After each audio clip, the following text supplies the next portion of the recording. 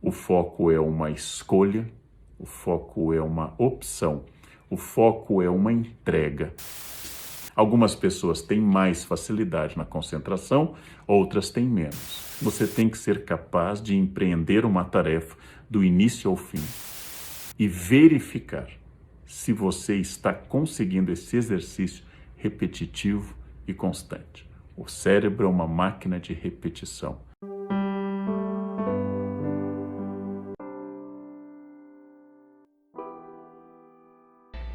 Já foi dito que o principal ativo do futuro, uma das características mais desejadas do mundo que está à nossa frente, é o ser humano com capacidade de foco.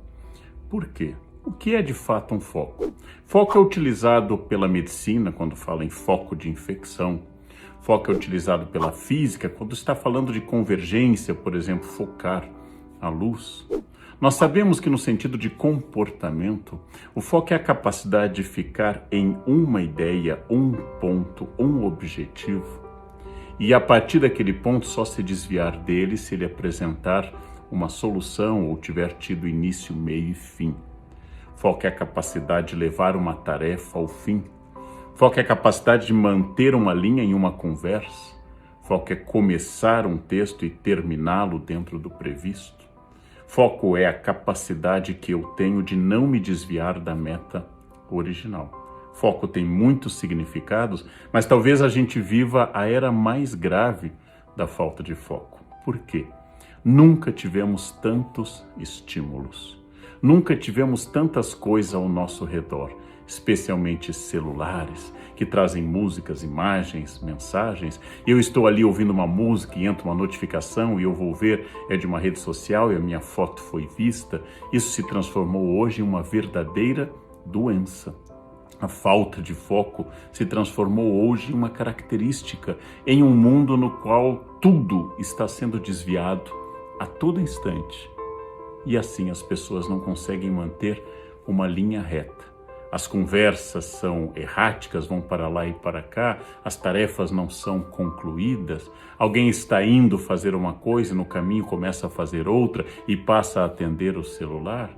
Alguém se distrai e erra gravemente no trânsito, erra gravemente em alguma atividade porque estava sem foco. Talvez o foco seja, de fato, um grande desafio. Vamos fazer algumas distinções. Às vezes o aluno, eu tenho uma longa experiência como professor, às vezes o aluno está na sala de aula distraído, olhando para lá e para cá, não presta atenção. E os professores começam a dizer, ele não tem interesse, ou ele tem déficit de atenção, ou ele tem um transtorno de déficit de atenção com hiperatividade. Às vezes não, às vezes apenas a aula é chata. Às vezes apenas o tema não interessa e essa distração de um aluno não é de fato uma doença, mas uma reação natural a algo que não interessa. Você já deve ter notado conversando com alguém ou ouvindo alguém que quando a conversa não nos atrai, começamos a olhar para o lado, olhar para o relógio, a ficarmos impacientes. Isso não necessariamente é alguma doença, um déficit, algum transtorno. Isso é apenas a realidade de que aquilo não me interessa, aquilo não atrai minha atenção.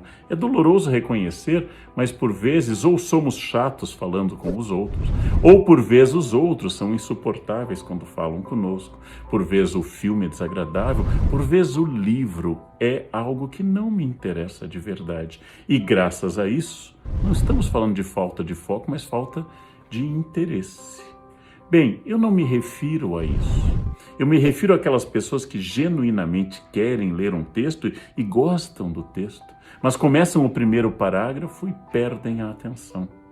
Eis que no meio do texto começam a ver no celular outras coisas.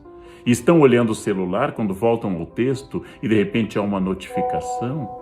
E aí levantam e já não lembram por que é que levantaram, em que parte estavam do texto. E se já leram aquela página ou tem que ler novamente. Ouvem uma conversa e têm um genuíno interesse na conversa, mas não conseguem se recordar do que estava sendo dito, porque enquanto alguém falava, a pessoa ficava distraída. Existem dois caminhos para este caso. O primeiro é que se for uma questão repetitiva, você realmente gostaria de prestar atenção, o tema lhe seduz, mas tudo lhe distrai, seria bom procurar um profissional. Só um profissional pode lhe dizer se é uma questão passageira ou é uma questão grave.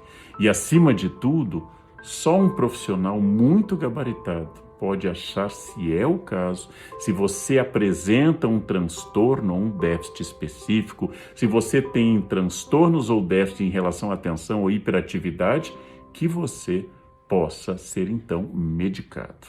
Mas isso não pode ser espontaneamente, tem que ser com o auxílio de um profissional. Nesse caso, eu recomendo vivamente, como eu tenho uma doença, eu vou a um médico. Se eu tenho uma questão psíquica estrutural relativa ao foco, eu devo procurar também um médico, no caso um psiquiatra, que pode me recomendar tanto a medicação, como pode me recomendar um acompanhamento psíquico com um psicólogo, com um analista, um terapeuta e assim por diante. Agora eu me refiro não às pessoas que não têm interesse no tema, que foi o primeiro caso que eu citei, que não estão distraídas porque o tema é chato, que não estão distraídas porque apresentam um transtorno, que apresentam um déficit. Eu me refiro às pessoas comuns que realmente gostariam de aumentar seu foco, mas sentem que isso não é tão bom, não é tão fácil ou não é tão automático. O primeiro passo, eu tenho que reeducar a minha atenção. Por quê? Porque a minha atenção foi educada para as notificações do celular. O celular produziu, por exemplo, um mecanismo psíquico. E esse mecanismo psíquico faz com que a cada notificação meu cérebro se distraia e meu cérebro vicia nas notificações.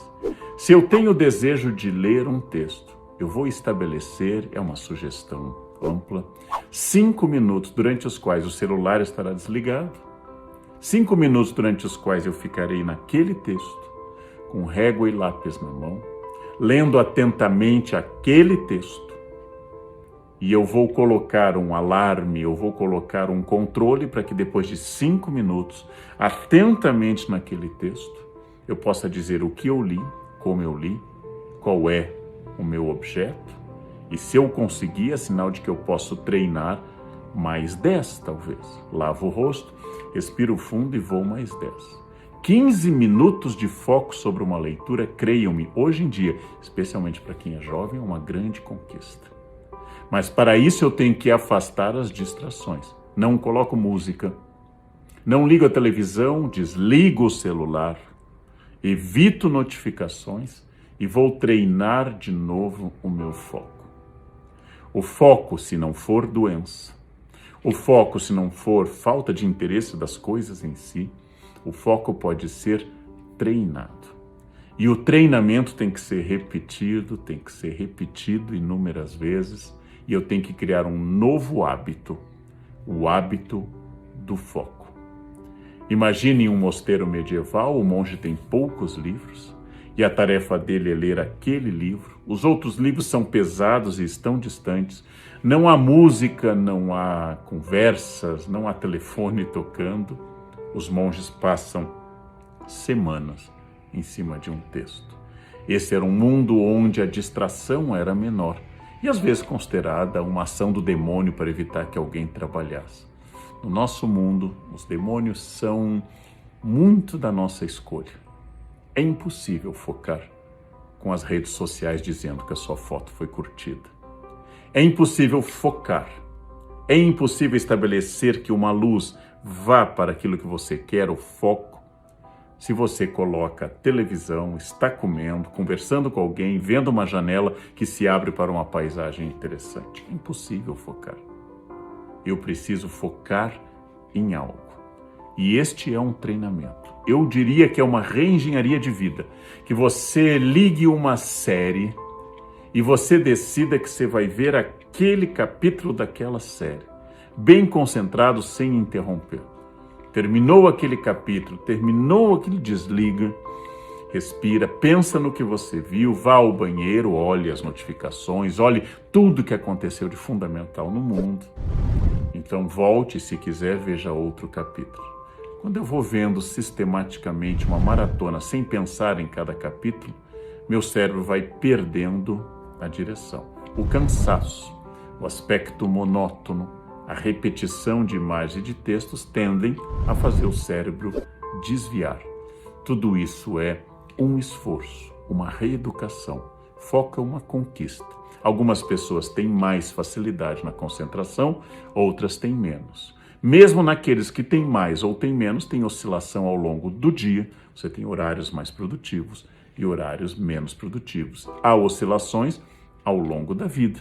Há momentos mais focados e menos focados. Mas dentro dessa oscilação, você tem que ser capaz de empreender uma tarefa do início ao fim e verificar se você está conseguindo esse exercício repetitivo e constante. O cérebro é uma máquina de repetição. O déficit de atenção e o transtorno, todos eles têm uma base psíquica, às vezes até neurológica, que deve ser examinada. Mas tirando isso, eu volto a insistir. O foco é uma escolha, o foco é uma opção, o foco é uma entrega para uma tarefa. E por que ser focado? Você vai ler melhor, você vai ver melhor sua série, você vai prestar atenção em uma conversa, você vai aprender a entrar em um tema e ficar nele, e ficando nesse tema bastante tempo, para que você possa repetir, pensar, traduzir o que você quer e ficar uma pessoa mais atenta, mais eficaz e eu diria até menos cansada, porque parte do nosso estresse é ir de um ponto ao outro sem levar nada adiante. Uma tarefa de cada vez quando possível. Uma tarefa com início, meio e fim, quando possível. Avalie seu desempenho e veja se você pode com 5, 10, 15 minutos. Eu tive uma escola de concentração na minha vida que foi o piano. Quando você tem 7 ou 8 anos, você estuda 15, 20 minutos e é um inferno. Aquele tempo não se acaba. Conseguir meia hora de uma criança estudando é extraordinário. E aí você estuda 3, 4 anos, você já tem 10, 11, 12, você passa a estudar 1 hora por dia. E aquilo é complicado, mas é mais fácil do que era há alguns anos. E aí você chega a 15, 16, 17, você está estudando 2 horas, 3, e de repente, o pianista já com 8, 9 anos está estudando 4, 5 horas, quase sem intervalo, e consegue, porque é um exercício crescente, como se fosse um exercício físico, te colocando mais peso. Estudar um instrumento musical é um excelente exercício de foco. É uma escola de foco. Você precisa ficar prestando atenção naquilo. Eu posso treinar isso com música, eu posso treinar com leitura, eu posso treinar com filmes. Ficar olhando em um tema, prestando atenção a tarefas que eu preciso, às vezes, ampliar minha visão. Se eu estou com 3, 4 crianças na praia, não dá para focar em uma. Mas, obviamente, eu vou focar naquelas que me interessa proteger. Eu preciso, às vezes, ampliar e, às vezes, diminuir. Mas é essa capacidade como se fosse a lente de uma máquina, o zoom de uma máquina fotográfica, que você aumenta ou diminui, por isso a imagem fica nítida ou fica embaçada. Eu preciso treinar o foco. Isso é fundamental. O professor Daniel Goleman lançou um livro pela editora Objetiva que eu gosto muito, chama-se Foco. Aprendi muito com o livro, refleti muito. E há trechos em que ele diz que nós temos uma mente com pensamentos ascendentes. E esses pensamentos ascendentes partem de regiões mais, digamos, primitivas do cérebro, um pouco mais fora de controle, como emoções, raiva, etc. E temos pensamentos de uma mente descendente, com pensamentos mais dedutivos, racionais, lógicos, um pouco mais controláveis. Em resumo, o que eu concluí, não sei se com precisão, nós não controlamos da mesma forma todas as áreas do cérebro e todos os pensamentos. Então, necessariamente, em algum momento, algo vai me surpreender e me distrair. O cérebro foi treinado desde milhões de anos para buscar movimentos suspeitos, por exemplo, uma porta que se abre, um barulho súbito, meu cérebro sobe, absolutamente. Então eu lembrei de um grande pregador protestante, John Donne, que é um anglicano do século XVII, que escreveu uma vez que ele está lá ajoelhado, ele é um teólogo de grande renome, ele está lá ajoelhado num lugar e De repente passa uma mosca e ele se distrai acompanhando a mosca e diz: eu, um teólogo, um especialista na palavra de Deus, ajoelhado diante do Criador, não consigo deixar de me distrair. É quase que um consolo para todos nós. Nós temos imensa dificuldade com isso, o foco. E é claro que ele pode ser treinado, mas ele não está 100% sob controle, mas ele pode ser estimulado. Então também diz o professor do livro Foco que nós temos um foco interno, que é a minha capacidade de pensar nas minhas questões pessoais e ficar seguindo um caminho de autoanálise, por exemplo, de reflexão comigo mesmo, de me conhecer ou avaliar o que eu fiz e o que eu disse. Este é o foco interno. Existe um foco no outro, que é a minha capacidade de acompanhar uma conversa, olhar para uma pessoa, esperar minha vez, não ficar interrompendo. Existe um foco no outro. E finalmente ele distingue um terceiro foco, que é o foco geral no meio ambiente, o foco amplo, que é o foco na sociedade, na cidade, no ambiente e assim por diante. Há situações em que ele é mais necessário. Eu tenho que treinar um foco de meditação interna, eu tenho que treinar um foco de atenção à fala, às atitudes e aos gestos do outro. Eu tenho que treinar um foco mais amplo e mais geral. Eu aprendo muito sobre foco, luto muito para melhorar o meu, mas eu queria acrescentar uma outra reflexão curiosa. No final da vida, Steve Jobs começou a escrever pequenos textos e falas muito interessantes, já sabendo que iria morrer. E tem um texto final de Jobs que eu gosto muito, que é sobre o foco. E entre tudo que ele diz, tem uma questão que me tocou. Ele definiu o foco por um caminho que eu nunca definiria, mas ele está certo. Foco é dizer não. Muito interessante, né? Porque aqui tudo que eu falei para vocês é sobre o sim. Sim, concentre-se, sim, faça isso. Mas ele quis dizer o não porque, em primeiro lugar, eu não posso encher minha agenda de muitas atividades. Eu tenho que dizer não para não ficar sobrecarregado, cansado e tenso. Sou eu que destruo a minha concentração com muitos compromissos, nem todos tão necessários. Foco é dizer não para estabelecer uma agenda saudável. Segundo, eu posso supor também, a dedução é minha, que foco é dizer não para as distrações internas. Então aqui eu estou pensando uma coisa e vem outra, eu digo não para essa e sim. Então o foco não é apenas concentrar-se numa coisa, mas desconcentrar-se das outras. E dizer que aquilo que importa é isso aqui e aquele outro não importa tanto. Foco é dizer não. Como eu disse no início, o foco pode ser treinado e eu queria reforçar que não sendo uma doença, ou seja, não sendo algo que precise de uma autoridade médica, de um profissional na área de comportamento e de medicina, o foco é o grande ativo do século XXI.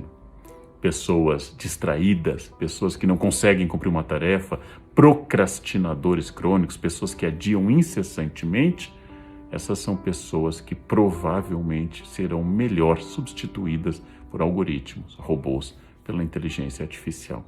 Então o foco é um grande ativo do futuro, uma coisa que deveria ser ensinada, parar de distração com celulares e outras fontes, pensar em uma tarefa com início, meio e fim, ter uma meta, cumprir, avaliar-se nessa relação com o foco e descobrir que a habilidade, o desempenho do foco talvez seja uma das grandes habilidades do futuro, em um mundo que todos vivem distraídos.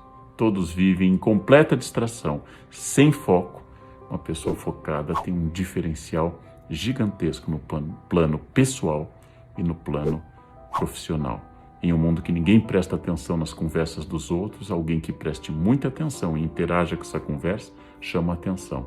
Em um mundo que todos viraram multitarefas e perderam inteiramente o eixo, uma pessoa que faz algo bem feito, com início, meio e fim, é uma pessoa capaz de crescer. Foco é dizer não. Sigam o conselho de Steve Jobs, sigam o conselho para um mundo onde o foco tem uma importância crescente. Se ter um canal no YouTube sem aparecer assim como esse e faturar muito com isso é o seu sonho, então segue as dicas do Rafa. Ele tem ajudado milhares de pessoas assim como eu a realizar esse sonho. Tem muita gente faturando alto e mudando de vida somente praticando o que o Rafa ensina. Então, se esse também é o seu sonho, não perde mais tempo. Clica no link da descrição ou do comentário fixado e seja feliz!